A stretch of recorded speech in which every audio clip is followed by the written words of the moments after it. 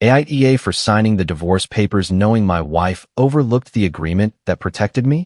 I'm Robert, 42, and by the time my marriage to Kara reached its 12th year, I had become far too good at swallowing comments that should have ended conversations.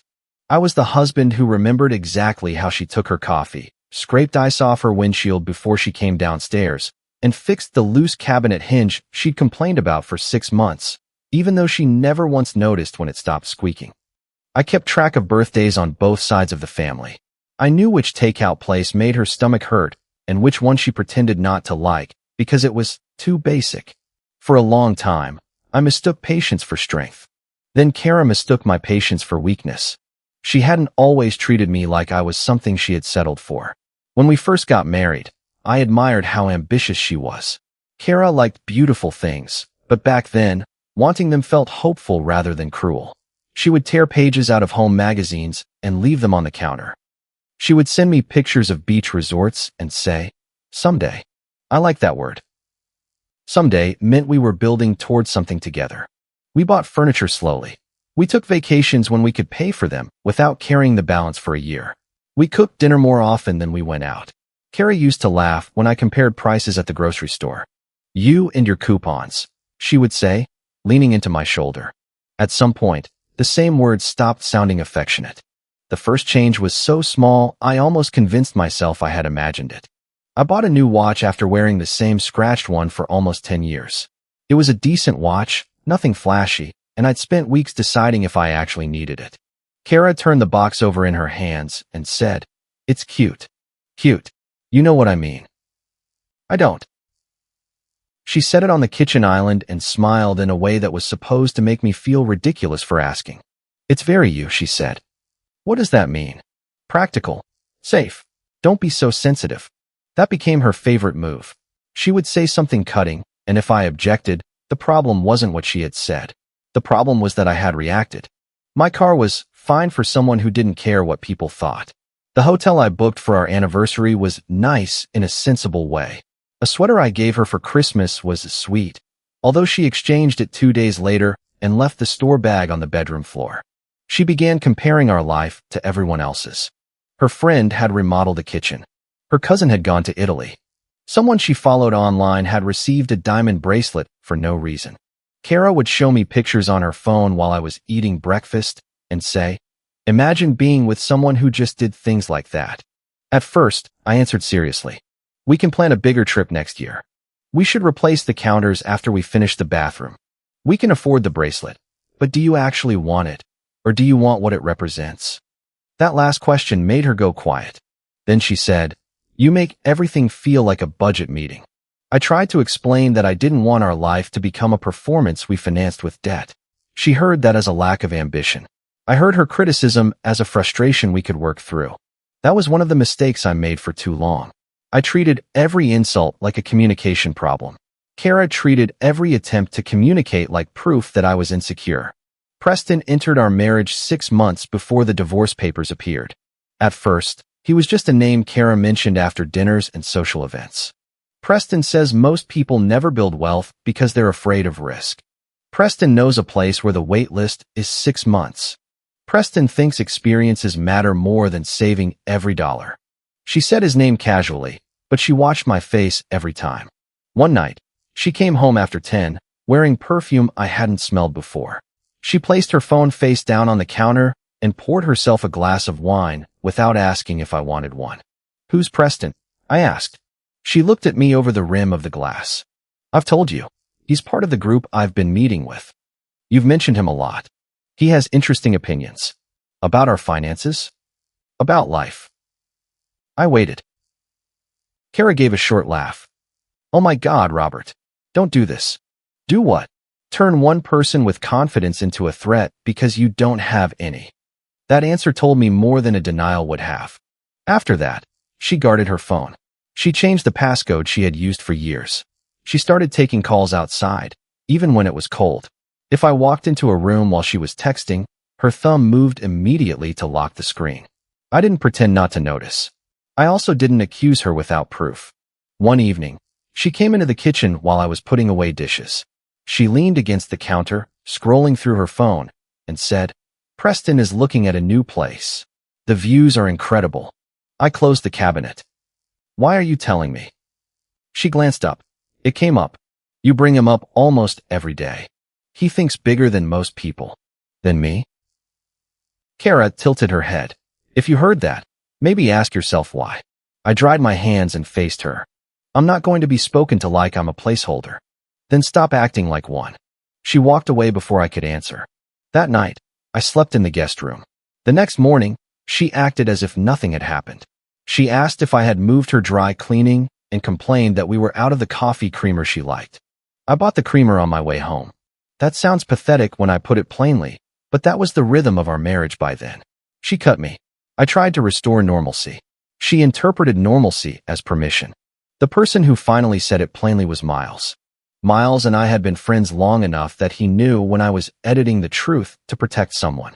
We met for coffee on a Saturday morning, and I told him Kara was unhappy. I said she had become critical. I said there might be someone else. Miles listened without interrupting.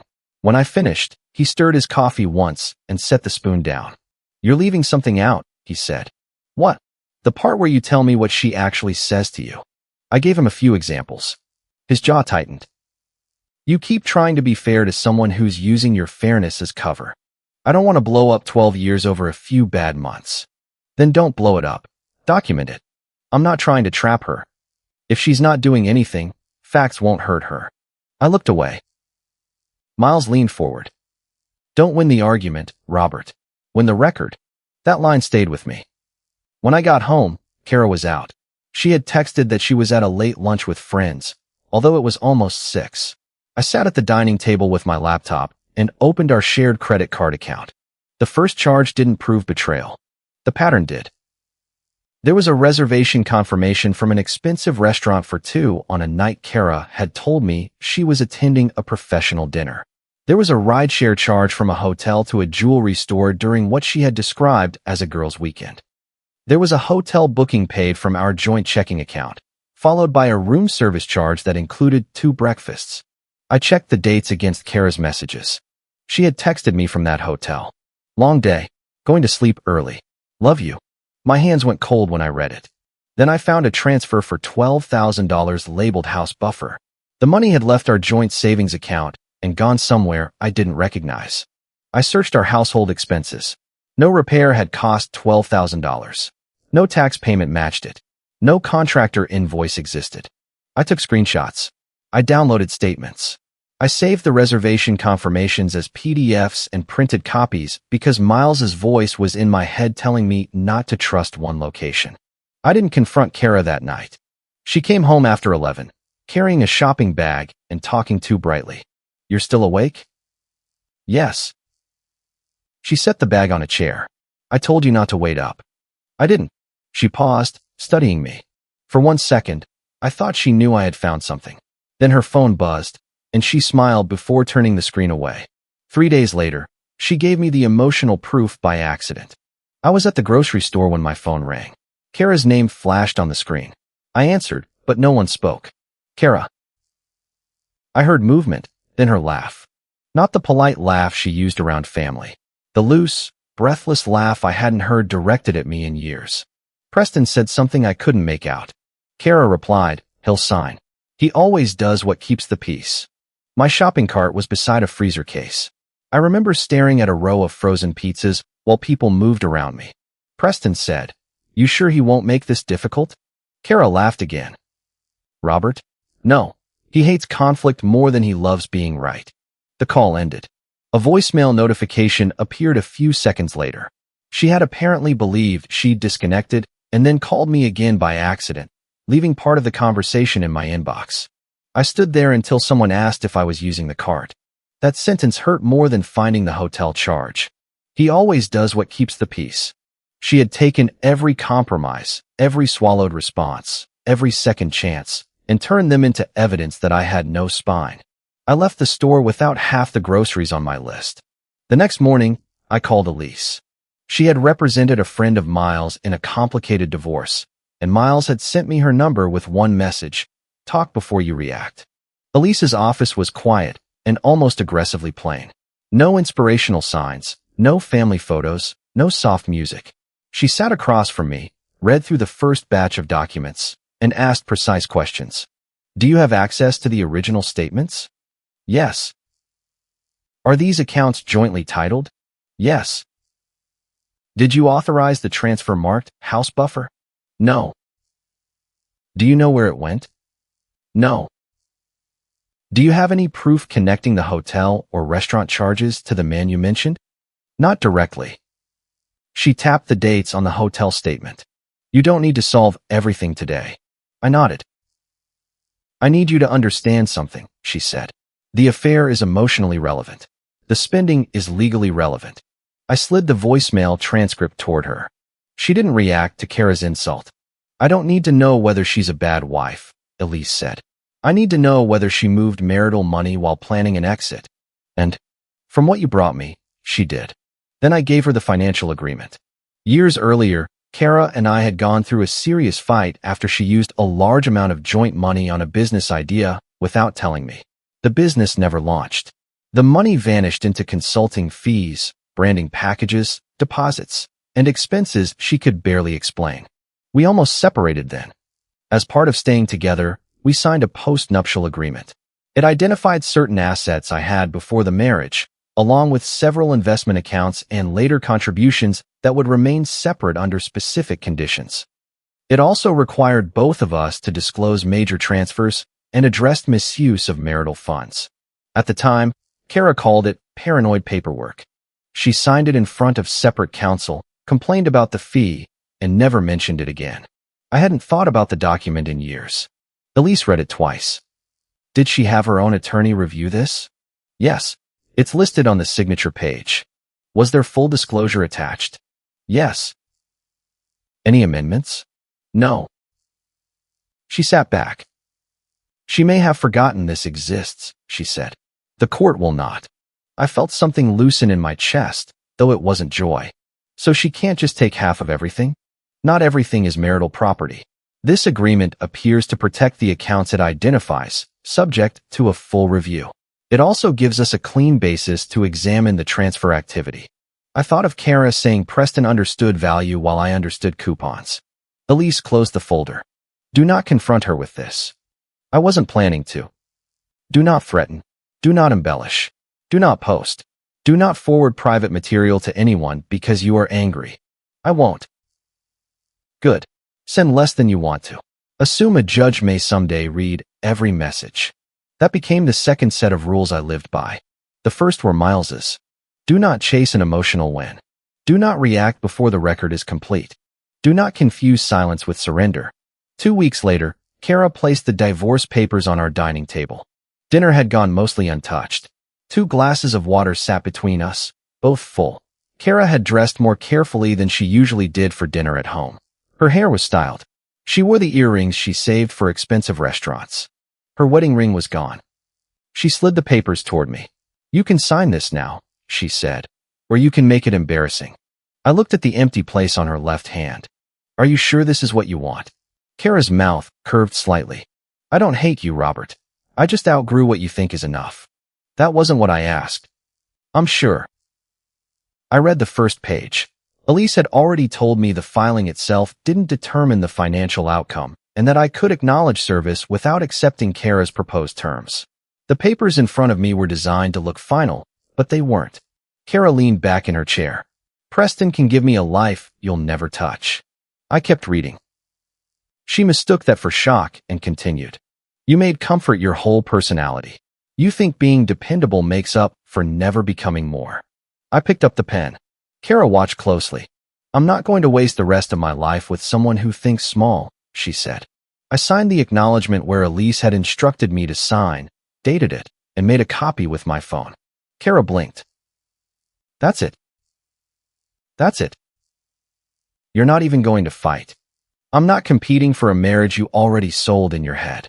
Her face tightened. For the first time that night, the calm slipped. Don't act like this is your decision. I signed, Kara. She gathered the papers more sharply than necessary. I hope you understand what happens next. I do.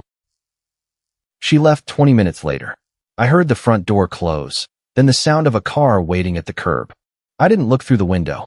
The next morning, Certified mail from Elise's office arrived at Kara's sister's house, where Kara had decided to stay temporarily.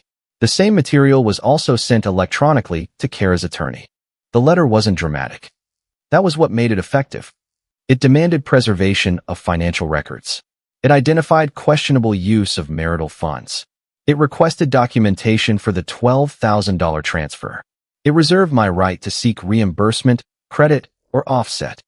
It included the relevant portion of the post-nuptial agreement and listed the protected accounts. At 9:17 a.m., Kara called me. I didn't answer. At 9:19, she called again. At 9:21, she left a voicemail. What the hell is this? Why is your attorney talking about reimbursement? Call me. At 9:28, another voicemail arrived. You signed. You cannot turn around and change everything because you're angry. At 9:35, her tone changed. Robert, we should talk before lawyers make this ugly. I sent one text. Anything about the divorce goes through Elise. The typing bubble appeared immediately. So now you're hiding behind a lawyer? I replied once. No, I'm standing behind one. Then I muted the conversation. Kara had already begun telling people her version before the papers reached my table. Beth called first. Beth was Kara's older sister, and she had always treated family loyalty like a reflex. She didn't dislike me, but she believed Kara quickly and defended her even faster. Robert, she said you barely reacted, Beth told me. I reacted. She said you signed because you knew the marriage was over. It was over. She said Preston made her realize she had been carrying you. I was standing in the kitchen looking at the cabinet hinge I had repaired months earlier. Did she tell you about him before she filed? Beth hesitated. She said they became close after she decided to leave. That is not true. You're hurt. Yes. So maybe don't make accusations you can't take back. I almost told her everything. Then I remembered Elise's warning. I'm not discussing the details, I said. Kara thinks you're going to punish her financially. I'm going to follow the agreement we both signed. What agreement? You should ask Kara. Beth went quiet. Then she said, she told me you didn't even fight for the marriage. She didn't want a marriage. She wanted an audience. I ended the call before anger made me reckless. The pity text started that afternoon. One mutual friend wrote, I'm sorry. Sometimes people grow in different directions. Another said, Kara told us you handled it well. That takes maturity. Someone else sent, you'll find someone more your speed. That one made me laugh, though there was nothing funny about it. Kara also posted a quote online about outgrowing small minds and choosing abundance. I knew because 3 different people sent me screenshots, each apparently believing I needed to see it. I didn't respond publicly. I gave every new financial document to Elise. She traced the house buffer transfer into a separate account Kara had opened 8 months earlier. From there, payments had gone toward a luxury hotel, a furniture deposit, and a lease application fee. Some charges corresponded with dates Preston had posted photographs from the same places. He was careful not to include Kara in the pictures, but he wasn't careful enough to hide the timing. There was also a jewelry purchase. At first, I assumed Kara had bought something for herself. Then Elise's investigator found a matching photograph Preston had posted online, a close-up of his wrist beside the steering wheel of an expensive car, showing off a new watch. The caption read, "Earned, not given." The watch had been paid for from my joint account with Kara. When Elise showed me, I stared at the image for several seconds. Can we prove it's the same item? I asked. We can prove the amount, date, store, and transfer path. We can request the receipt. Do it. She studied me. You're handling this better than most clients. No, I'm not. You're not making it worse. That's different. She almost smiled. Correct. Kara's attorney requested a settlement conference. The proposal assumed she would receive a share of assets protected by the post-nup and ignored every disputed expense. Elise read it, placed it flat on her desk, and said, "No, that's simple." The answer is simple. The response will be detailed. We offered Kara one clean path. Each side would keep the separate property identified in the agreement. The marital assets would be divided fairly after accounting for the money Kara transferred or spent on her exit plan. No one would seek unnecessary public filings. No one would contact third parties unless required. Kara rejected it. Her response arrived through counsel, but sounded exactly like her. She claimed the post-nup was unfair, despite having separate representation when she signed it. She described the transfer as emergency planning. She called the hotel and restaurant charges personal expenses consistent with the marriage's normal spending. They weren't.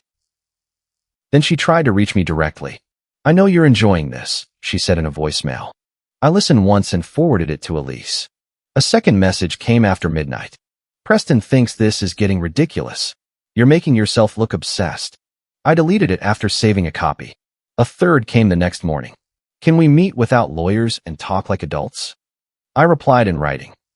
"No. Please direct settlement issues to Elise." Kara sent back a paragraph accusing me of punishing her because she had chosen happiness. I didn't respond. Preston's confidence also changed once the legal notices mentioned expenditures tied to him. Before that, he had enjoyed being visible. He drove an expensive leased car. He picked Kara up where neighbors could see. He sent flowers to Beth's house large enough that Kara posted them from 3 angles. After the preservation letter, he stopped appearing in her photos. According to a mutual acquaintance, Kara asked him to help with legal expenses because she had less access to cash than she expected. He told her, "I'm not here to get involved in your paperwork." She argued that the case involved him because I was trying to drag him into it.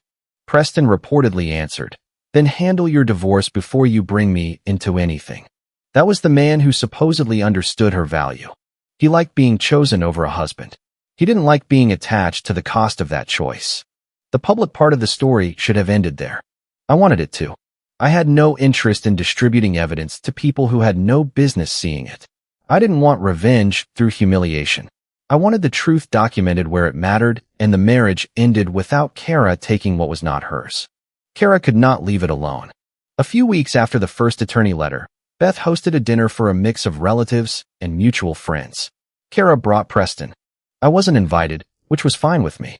By then, I had stopped wanting a seat at any table where my absence was used as entertainment.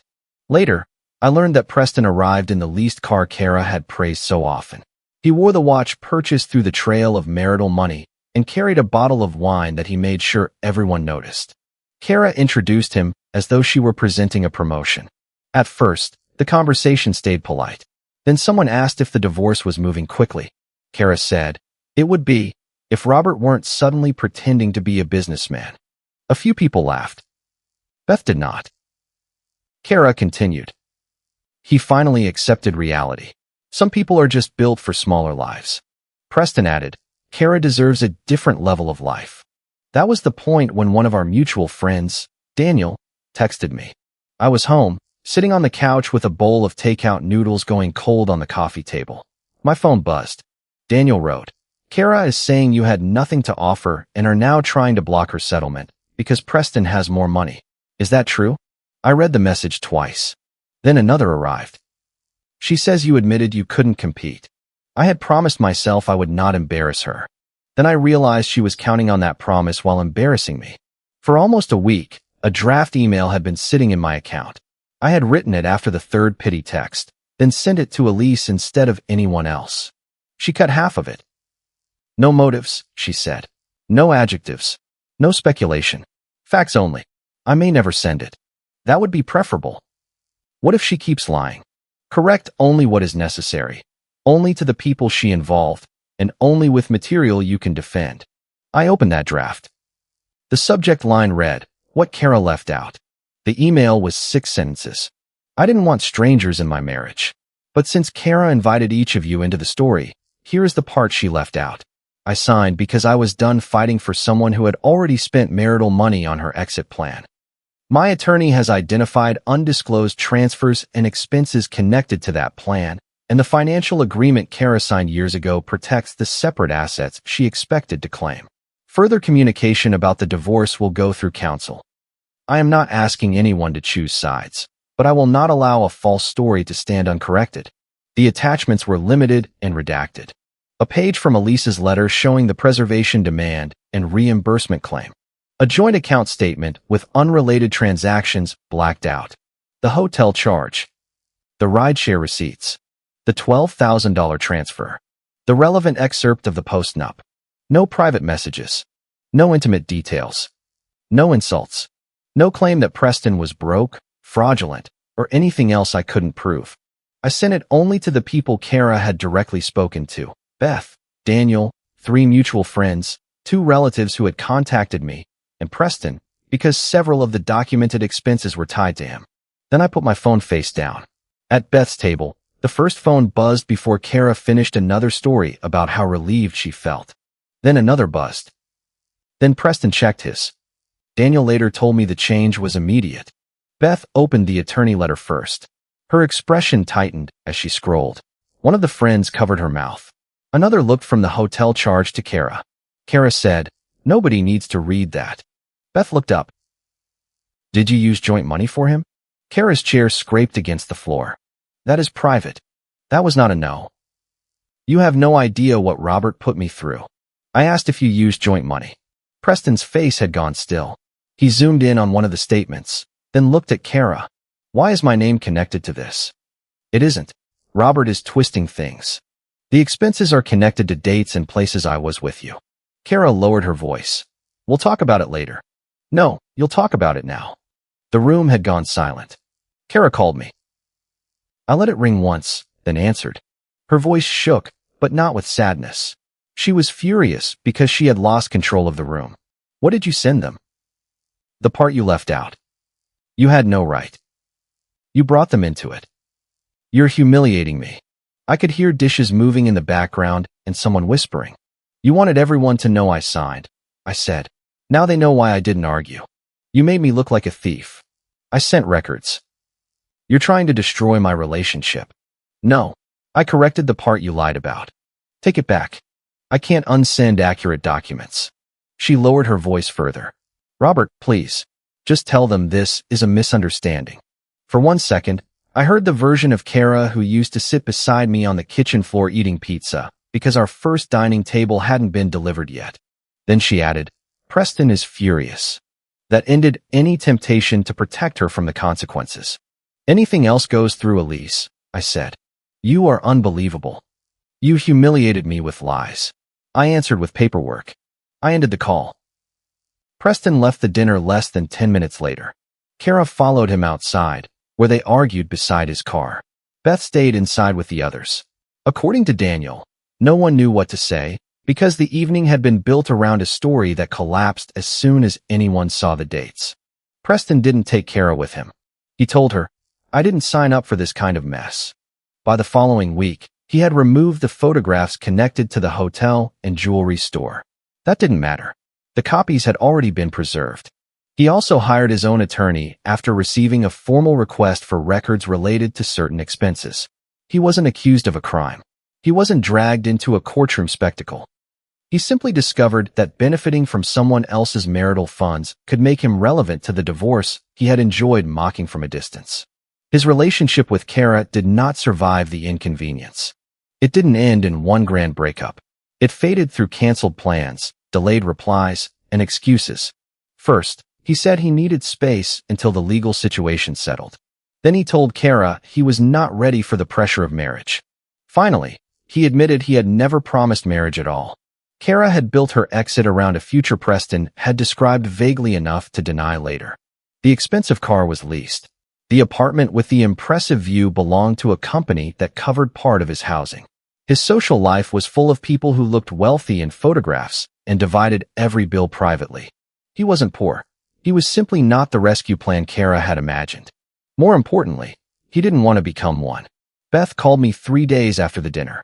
"I owe you an apology," she said. I didn't answer immediately. She continued. "I defended her because I thought I knew the story." "You knew the story she gave you. I should have asked you." "Yes." The blunt answer surprised her.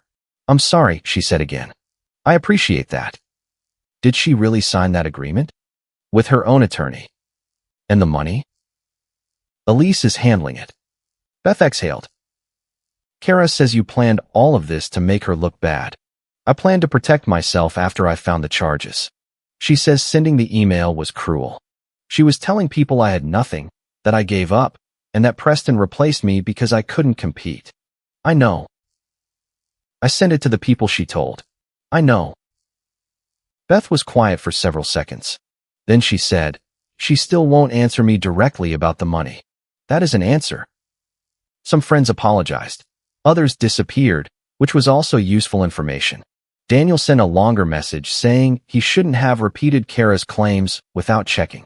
One relative wrote that she had believed Kara because I had remained quiet. That part stayed with me. People often say silence is dignity. Sometimes it is.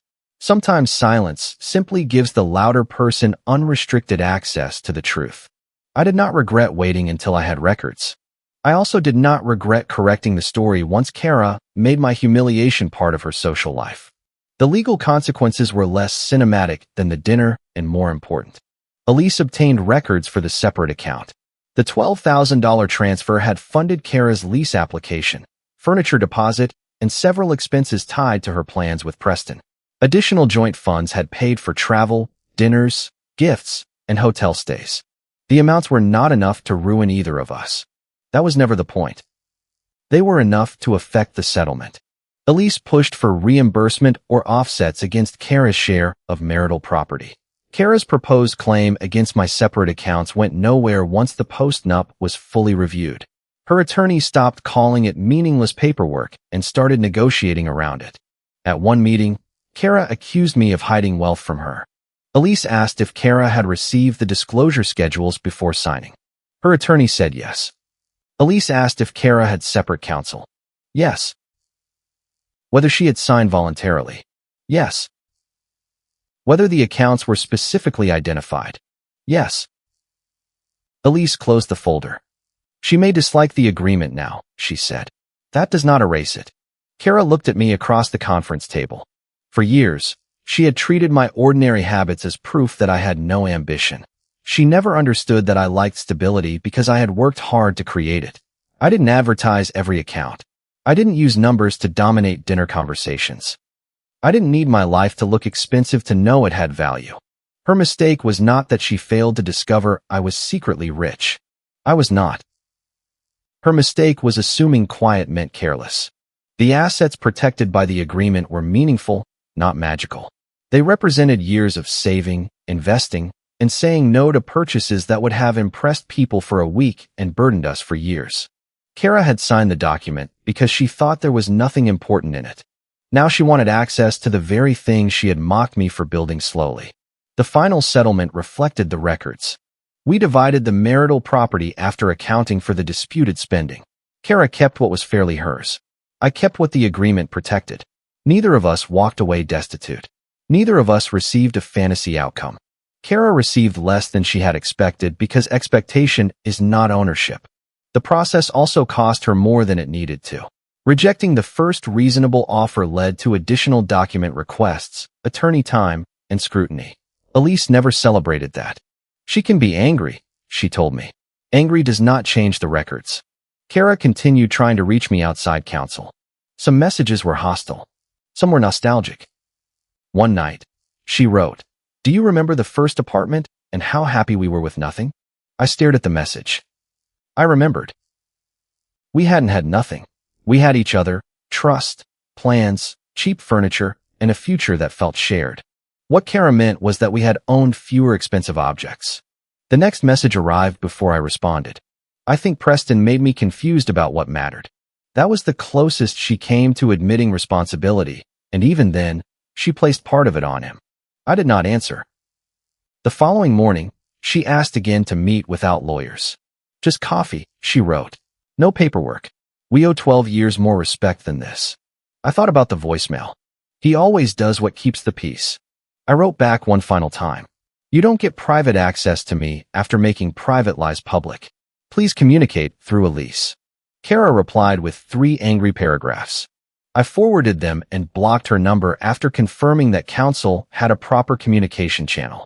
That boundary felt harsher than signing the papers. It was also necessary. For most of our marriage, I had believed being a good husband meant staying available. Available to listen, explain, forgive, absorb, repair, and try again. Kara came to believe access to me was permanent, even after respect was gone.